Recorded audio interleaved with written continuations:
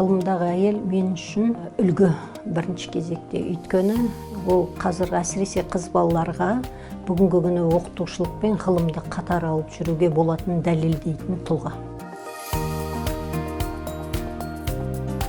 Сарыарқа самал газеті менің өмірімдегі бір қызықты да жаңалыққа толы адами рухани тұрғыдан қалыптасуға көмектесетін кезең болды. Ол Сарыарқа самалына 2003 жылдан 2011 жылға дейін қызмет атқардым. Бірінші жауапты хатшының орынбасары болдым, кейінірек жауапты хатшының қызметін атқардым.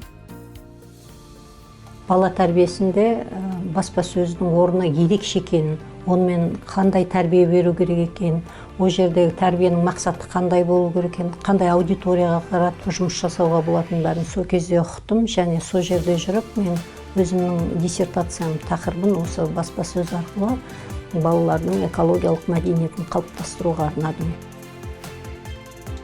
2011 жылы Павлодар педагогикалық университетіне бір жолы жұмысқа ауыстым осы жерге. Сол оқытушылықтан бастап доцент болдым, одан кейін кафедра меңгерушісі болдым. Бүгінгі күні педагогика жоғары мектебінің деканы болып есептелемін. Осы жылдары көптеген жетістіктерге қол жеткіздік. Оның ішінде 2020 жылы біз министрлік тарапынан бөлінетін гранттық жобаны ұтып алдық. Менің командаммен ол яғни балаларды гендерлік тәрбиелеу, яғни сол тақырыпқа арналды, және 2024 жылы тағы да министрлік тарапынан бөлінетін қаржылай гранттық жобаны көлемі ауқымда үлкен жобаны ұтып алдық.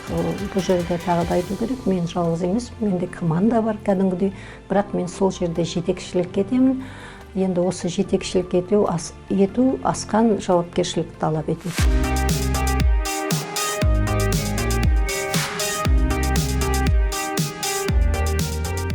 2020 жылдан бастап біз Кенжекөл ауылындағы отбасылық типтегі балалар үйімен тікелей жұмыс жасаймыз.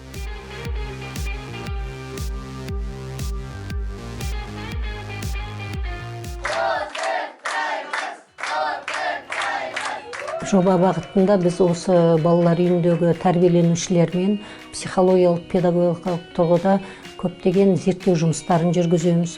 Олар толғандыратын мәселелерді шешуге тырысамыз, және олардың бүгінгі күні қалыптасып келе жатқан мектептегі ауыр буллинг сияқты тақырыптарды зерттеп, оны болдырмаудың жолдарын табуға тырысып жатырмыз. Түпкі адами жетімді көрсең жебей жүр деген бар ғой қазақта. Сол сөз үнемі менің көңілімде тұрады. Сондықтан мен бірінші кезекте ол балаларға ерекше көңіл бөлуді өзімнің бір парызым деп есептеймін.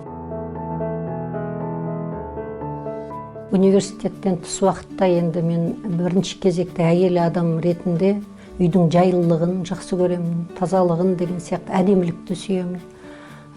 Үйде қонақ күткенді ұнатамын, туыстармен бас қосқанды ұнатамын, ол жерде шер тарқату деген сияқты өзімізді тағы да бір жұмыста бола бермейтін бір қарым-қатынастар, туыстық қарым-қатынастарды орнатқанды ұнатамын. Және де енді кішігірім хоббиім бар, ол сувенир жинау.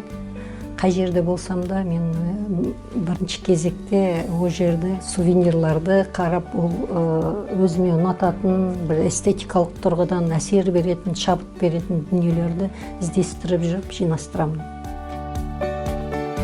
Марғұлан университеті маған сенім артқан, кәсіби өсіміме жағдай жасаған, және оқытушылықты қатар алып ғылыммен байланыстыруыма себепші болған негізгі орда деп есептеймін.